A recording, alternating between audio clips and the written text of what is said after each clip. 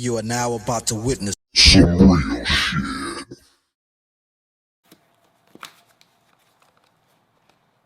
To push people towards that prison industry. It didn't make you write those lyrics. It's not about making somebody write the lyrics. It's about being there as guardrails to make sure certain songs make it through and certain songs don't. Certain flavors are exposed on the record.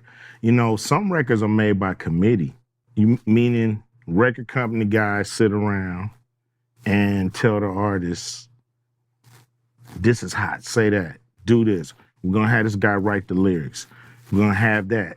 So the narrative is really kind of, you know, structured and really made into what the record company want the record to be, and what the, you know, a lot of artists are frustrated with this kind of music making. You know, a lot of people, you know, feel like they're being controlled by the label. This is how they do it, telling you what songs to sing, what hooks to do, what songs, you know, you can do your song, that's fine. That's an album cut. The single is what we all say is the single. You know, the record company pushing the narrative. You know, so this to me is in somewhat, you know, some social engineering going on here to make sure those prisons stay full. Now, there's a lot of dots to connect to make that happen, but I'm just giving you a broad example of how people at the top can manipulate what's going on with the people who are bickering and fighting. Good old Ice Cube, man. You gotta love him. You got to love old Ice Cube, man. It's something about Bill Maher that, I don't know, gets Ice Cube's booty wet, makes Ice Cube melt a little bit. You remember that time when he was on Bill Maher? And, you know, there's something about the N-word. That's around the time when Bill Maher was like, yeah, I'm a house ninja. And Ice Cube was like, that's our word. And you can't have it back. And Bill Maher patted him on the back and was like, yeah, whatever, Negro. You gotta love Ice Cube, bro, I swear. But I hope y'all's paying attention to that, because Ice Cube, he confirmed some stuff, you know, that if you ain't stupid, you probably already knew. And to anybody that's, what do you care? Who cares? Blah, blah. Well, you look at the murder rate in a lot of these cities, a lot of these counties, a lot of these states, and tell me if you need to care. Everybody should care. Because while all this music, no, it's not making anybody do anything. It's not, the music itself is not grabbing your head and like, you know, putting a gun under your pillow and all that kind of stuff at night. You listen closely to what he said. There's some social engineering, manipulation going on, right? Now, he tried to make it seem like, oh, it's the record label being whatever. No, it's the record labels telling their employees, the artists, this is what you say. Keep doing this. This music is selling like hotcakes. We need to keep pushing this stuff because this is what people are buying. When they ain't buying the hip, the hop, the hibbit, they ain't buying that yes, y'all, and you don't stop. They're not messing with that. They're messing with this bang, bang, shoot 'em up, sell drugs and all that kind of stuff. This is what they're messing with. So yeah, you can have this little song. That's an album cut. This here is gonna be on MTV. It's gonna be on the radio. This gonna be on VH1. It's gonna be on Video Music Box and all these little whatever. This is gonna be what people gonna know you for, right? This is gonna be it. This is gonna be the cut right here. It's gonna control the youth.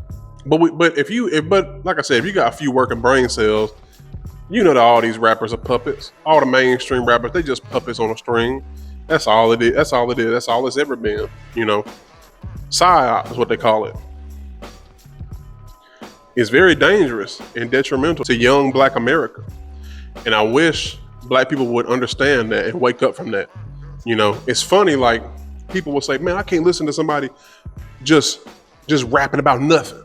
you know, like a MF Doom. Like, yeah, Doom, he had some stuff like, so especially on the Mad Villainy album, like Strange Ways, where he had like political takes. But for the most part, Doom was just rapping. He didn't really have a message. He wasn't trying to get you down with nothing. He was like, listen to how I put these words together.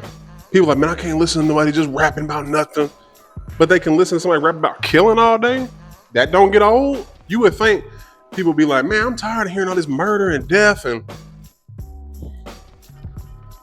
but it's only gotten worse. And what's worse now is now they starting to understand that we have to actually make some of these. See, back in the day, mainstream rappers, they didn't really they very rarely got associated with some kind of like murder. A couple of them, like Snoop Dogg and, you know, I think even RZA had something like kind of before Wu-Tang took off. It was like some attempted whatever. But you notice the Baby, YMW Melly, Bobby Shmurda, and the list goes on. All of them, again, they have to match the character. They have to match the music with the character with their actions, right? Because it's all about it's all, and I know you as a 28-year-old, I know you as a 25-year-old, I know you as a 35-year-old, you understand it. But a 15-year-old don't understand it. Especially 15-year-old. See, this is the thing. You ever notice white kids and black kids look at gangster rap and hip hop in general? They look at it through a whole different lens. And yeah, black kids that didn't grow up in the hood, they look at it different too. But black kids think that gangster rap, which used to be called reality rap, is gospel. They think my mind plays tricks on me too. You know, they think, oh, I be selling folks cane and thinking that, you know, I be selling folks gold medal flour, and, you know, I got to, you know, watch out and watch my back, and, you know, I ain't never seen a man cry till I seen a man die either. You know, the sun really don't shine in the ghetto and all that. White kids, when they listen to that, white kids laugh at that. They laugh. They hear it, they be like, yeah, did you hear what he said? He said, you know, is a brother that'll smother your mother and make your sister think I love her. Like they listen to that and they crack up laughing because it's so absurd to them. Black folks listen to that and they like, yeah, word.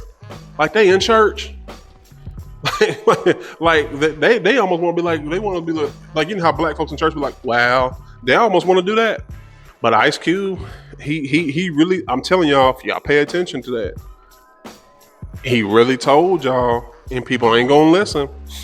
He told y'all, and come on, bro. Ice Cube used to be in a group called CIA. CIA, come on, dog. Crew in action, yeah, right. Central Intelligence Agency. He a puppet. Dr. Dre, puppet. Snoop Dogg, puppet. Tupac, puppet. Eazy-E, puppet. Ice-T, puppet. Public Enemy, puppets. And you know what's funny? What's funny about a lot of the supposedly conscious, aware, you know, positive groups, a group like Public Enemy, right? They make a song talking about they espouse or don't tolerate, you know, black folks acting a certain way. You know, stand up for your morals, and, you know, don't ingest that poison, and, you know, and stay away from gangs, and then turn around and be cool with a group like NWA, and turn around and befriend Ice Cube and be doing songs and wanting to produce his first album and all that kind of stuff. It's crazy. It's crazy, man. It's crazy. But folks like me and a few other channels on here, we're gonna keep on putting our foot on these folks' neck until folks wake up and realize, you know, and then it's never gonna be over with, because it's always gonna be a new group of teenagers. It's always, like right now, it's a whole bunch of people across the world turning 13, and they're gonna be listening to this poison. You know, what really needs to happen, needs to be some kind of revolution where, and I pointed this out in a video I made about YouTube, where we dropped the ball. See, we want it to be like Hollywood. See, I think people like having to report to somebody. I think people like having somebody else give them kudos. People like awards. Instead of instead of going out and achieving something, you want employee of the month. You know, instead of having your own merit, like, man, I put this music out straight for real independently. I ain't getting no Grammys. I don't care. People still be like, you ain't got no Grammys. So what? He worked for himself. He put out his own music, and can't nobody stifle his message. You know? But I don't know. But like I said, hey, the older these rappers get, they're gonna keep on exposing it. And I'm gonna keep on being right here to bring it to y'all, just in case you didn't know. I'm gonna keep on making y'all sensitive folks mad, talking about these rappers. I love seeing y'all cry. Oh, every video I've ever made about a rapper and talking about how fake and phony they is. Oh, I love seeing y'all 30, 40, 50-year-old men getting in my comment section crying. I promise you, there's some tissue down in the comment section waiting for you. Hey, don't cry, dry your eyes. And when you get finished drying your eyes, leave a comment. Let me know what you thought about this video. Go on and like and subscribe. I'll check y'all out in the next video. Peace out.